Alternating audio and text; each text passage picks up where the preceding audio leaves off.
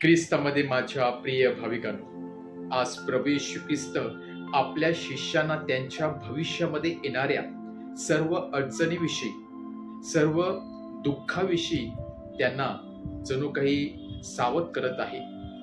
त्यांना सांगत आहे की हे जीवनामध्ये गोष्टी तुमच्या होत राहणार आहेत.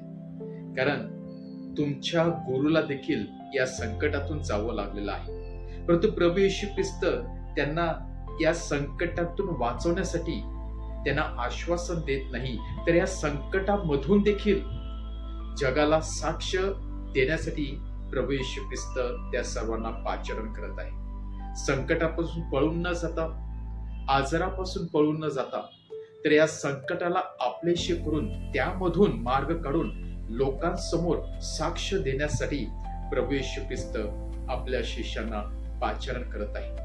पण त्याचा अर्थ असा नाही की प्रभू येशू ख्रिस्त पूर्णपणे आपल्या शिष्यांना वाऱ्यावरती सोडून देत आहे. तर आपल्या शिष्यांचं संरक्षण व्हावं, आपल्या शिष्यांना सत्सत विवेकबुद्धी मिळावी, ज्ञान मिळावं, म्हणून प्रभू येशू ख्रिस्त कैवारी म्हणजेच पवित्र आत्म्याचे दान याविषयी त्यांना सांगत आहे. व त्यांना सांगत आहे की तुमच्या बरोबर पवित्र आत्मा असणार आहे, तुमच्या बरोबर तो कैवारी असणार आहे, तुमच्या बरोबर तो वकील ऍडव्होकेट असणार आहे. तुम्ही काय बोलावे किंवा कशा प्रकारे जीवन जगावे, कशाला उत्तर कशा प्रकारे द्यावे, या सर्व गोष्टी तो कैवारी तुम्हाला शिकवणार आहे. म्हणजेच प्रभू येशू ख्रिस्त आज आपल्या शिष्यांना कैवारी पवित्र आत्म्याविषयी ज्ञान देताना सांगत आहे की भिवू नका, तो तुमच्या बरोबर असणार आहे. खरोखरच प्रभू येशू ख्रिस्ताने आपल्या शिष्यांना एकटं असं कधीच सोडलं नाही. प्रभू येशू ख्रिस्ताने या दुःखामध्ये देखील आपल्या शिष्यांना मार्ग दाखवण्याचं आश्वासन दिलं. या दुःखामध्ये देखील नेहमी पाठिंबा देण्याचं आश्वासन दिलं. आणि म्हणूनच जरी शिष्यांच्या जीवनामध्ये दुःख होते, जरी शिष्यांच्या जीवनामध्ये वेगवेगळ्या प्रकारच्या अडचणी आल्या, तरी त्या दुःखामध्ये ते नेहमी हसत होते, तरी त्या दुःखामध्ये ते नेहमी परमेश्वराचा गौरव करत होते.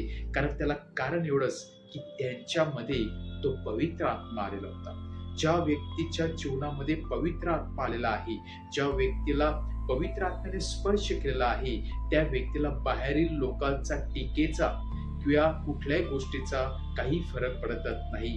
कारण पवित्र आत्मा त्यांच्यामधून तो कार्य करत असतो, साक्ष देत असतो. ते स्वतः साक्ष देत नसतात, तो पवित्र आत्मा विद्युत प्रवाहाप्रमाणे त्यांच्यामध्ये सळसळणाऱ्या रक्ताप्रमाणे कार्य करत असतो. आणि म्हणूनच अनेक जे आपण बंधू भगिनींनी किंवा संत थोर पुरुष किंवा स्त्रिया पाहिलेल्या आहेत, ते आनंदाने दुःखाला सामोरे गेले, आनंदाने त्यांनी अडचणीला सामोरे गेले. त्यांच्या समोर त्यांच्या चेहऱ्यावरती स्मित हास्य होतं. त्याला कारण एवढंच की त्यांच्या बरोबर तो कैवारी होता, पवित्र आत्मा होता. आज देखील पवित्र आत्मा आपल्या बरोबर आहे.